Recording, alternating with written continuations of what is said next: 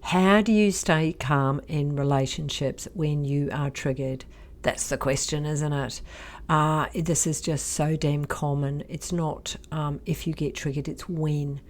In relationships, you are going to get triggered. That's the known.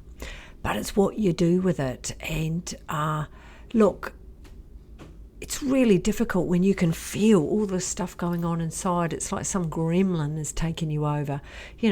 5 minutes before you were sipping, having a cup of tea, or perhaps you were sitting peacefully on the couch together, and something that your partner has said has just activated this, whether it's anger or resentment, or you just feel the stuff going on inside of you. It's like, "Argh!" And whether you go into fight, flight, freeze, who knows? And so it's knowing what to do in that moment. And that's what I want to talk about now, is what do you do so that you can stay calm instead of becoming a bit like a pit bull and because it doesn't help, does it? Have you noticed that? It doesn't help. So the first thing I would say, I'm going to share different things that you can put in your tool bag. And you know what? It's about trying them, and then it's about practicing them. And if some of these work, then run with it and keep with it and keep doing it and keep practicing. So something that can be helpful is when you are triggered, you have a tiny bit of space before that mind of yours gets going and activates just a lot of pain inside of you. So what I mean by that is, do you set off on your jet plane, or a big jet plane, and you're up in the air and you're just, I'm on the flight, I'm out of here. Or it's this, can you relate to that? So the key is, don't even let your plane take off. When you're practicing this, perhaps not a jet plane, in time it might become a glider, but the whole idea is to not even let your plane take off. Because where does your mind go when that plane takes off? Probably not a very good place. So that's one idea, is to have the visual of not letting the plane take off and being able to actually breathe into, because what it is, your nervous system has fight, flight, freeze, and it's been activated by your beloved. The idea is not to spray out on them, but when we are triggered, that is what we do, because we are in so much pain. It is their fault. It isn't their fault, and I'm not going to get into that. What this video is about is to give you different tools and ways for you to begin practicing to stay landed, not get on your jet plane, or another way to put it is stay in your body and stay grounded. So by doing some deep breaths, just in that moment, just slowing it all down, like right down. Another really good one is, I want you in your mind's eye to have a little bit of an idea of where's your safe place? What does your safe place look like?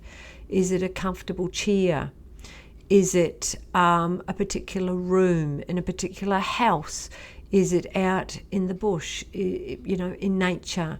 Or is it down by the ocean? But what can be really helpful is to go to that safe place and to actually allow yourself. So what can you smell? So let's imagine it's the bush next to a beautiful little billy bong. Is that what they're called, billy bong? I don't think they are, but anyway.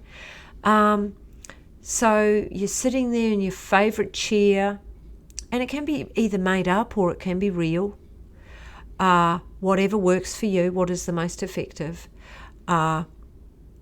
So you're sitting next to this beautiful little billy bong. It doesn't sound right, does it? We'll call it a dam. It's got beautiful little lily pads on it. You've got a really comfortable chair with a nice gorgeous cushion. You've got a cup of tea next to you. And you can see these beautiful trees moving in the wind. You can hear the birds. You can smell the eucalypts. In the picture, get really connected in with the senses, and then connect inwardly of how it makes you feel when you are in your special place, when you're in your safe place. perhaps makes you feel grounded. It perhaps slows you down.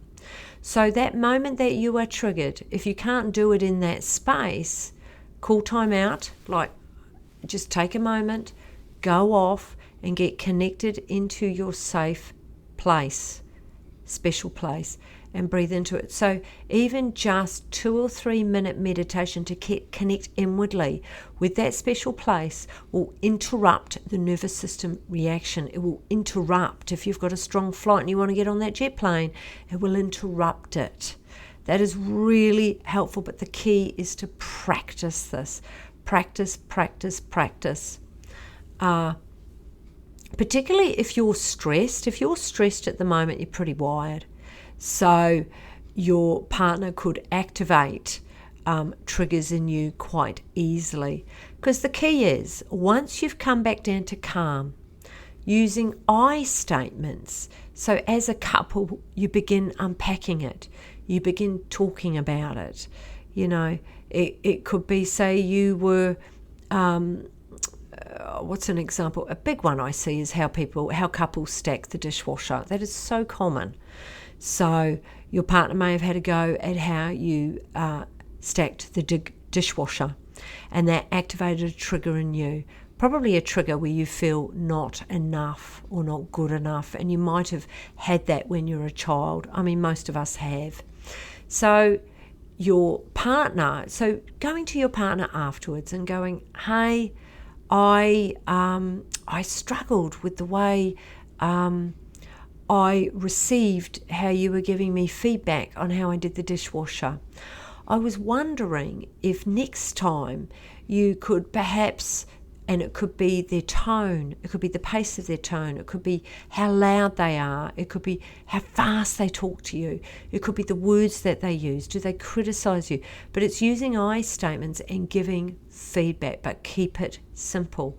Because as a couple, you've got to practice this, particularly if you're a new couple. You know, you're out of that bubble of love of the first couple of years and you're in the thick of it. And you can both get triggered. But if you can both take ownership of your triggers, it's not for you to have a go at your partner and criticize them and judge them about what they're doing wrong. That is not going to create a healthy relationship. It's being able to talk assertively, but you know, being able to give feedback in a compassionate, kind way, not in an attacking way, because that will activate your partner. And you know, one thing that I see a fair bit is often couples have a bit of a fantasy of how they think their relationship should be and how their partner should be. And when that fantasy starts being popped, it can really create a bit of havoc. So are you living in the present moment?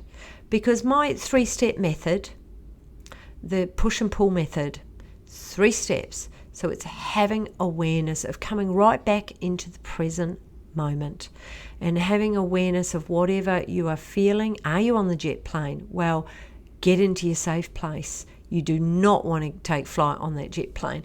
And again, it's practicing it. So the 3-step method is awareness. Where are you at any given time? The acceptance of being able to be in the present moment, right here, right now, be with what's here.